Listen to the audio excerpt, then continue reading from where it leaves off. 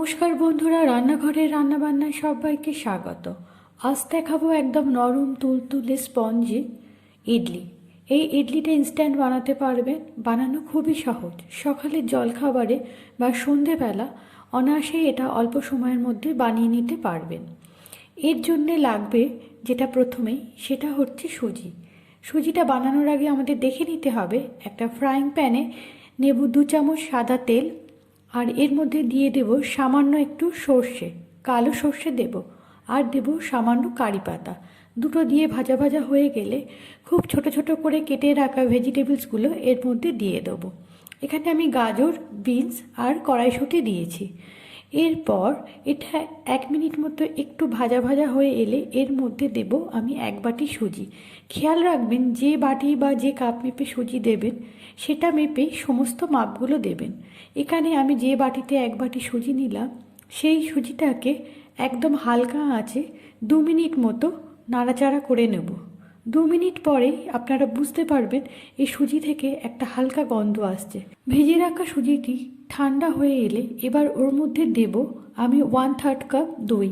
1/3 cup দই এই জন্যই বললাম, যে বাটিটায় আমি সুজি নিয়েছিলাম সেই বাটিরই 1/3 মাপে আমি দইটা দিলাম। দইটা দিয়ে ভালোভাবে নাড়িয়ে চাড়িয়ে মিশিয়ে নিতে হবে এবং এর মধ্যে দেব ওই বাটিরই 1/2 কাপ জল।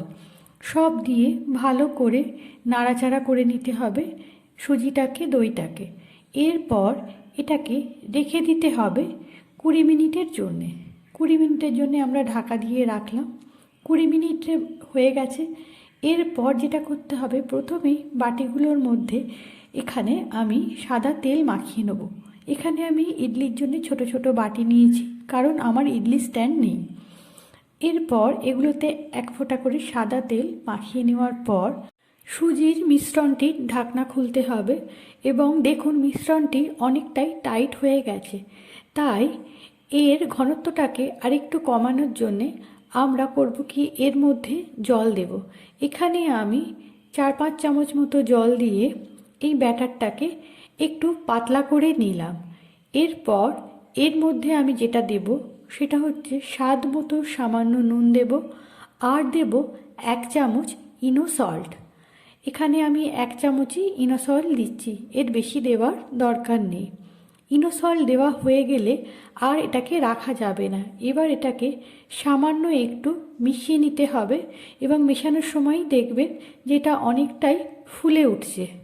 এরপর ভালোভাবে মেশানো হয়ে গেলে আমার অয়েল ব্রাশ করে রাখা যে ছোট ছোট বাটিগুলো ছিল ইডলি বানানোর জন্য, তার মধ্যে আমি 2 থেকে 3 চামচ দেব। একদম বাটি ভর্তি করে দেবেন না, তাহলে ইডলি ভালো হবে না। এরপর এর মধ্যে এগুলোকে দিয়ে দিতে হবে এবং এর পরের কাজ হচ্ছে, একটি কড়াতে আমি ইতিমধ্যেই গরম জল করতে দিয়েছিলাম, তাতে একটি স্ট্যান্ড দিয়ে দিলাম আর এই ইডলির বাটিগুলো এর মধ্যে একে একে বসিয়ে দিলাম আর এর উপর একটা আমি ঢাকনা দিয়ে দিলাম। এরপর হাই ফ্লেমে গরম ভাপে এখানে 10 মিনিট ফুটবে। 10 মিনিট পর দেখুন আমার ইডলি সম্পূর্ণ তৈরি হয়ে গেছে। তবে এটি ঠান্ডা করেই এইভাবে আস্তে আস্তে একটা ছুরি দিয়ে ছাড়িয়ে নেবেন, দেখবেন অনায়াসে বাটির থেকে বেরিয়ে আসছে। দেখুন কত সুন্দর আর সফট জালিদার হচ্ছে ইডলি তৈরি হয়েছে। তাহলে চাল ভেজানোর ঝামেলা ছাড়াই খুব সহজেই তাড়াতাড়ি বানিয়ে নিন ইডলি।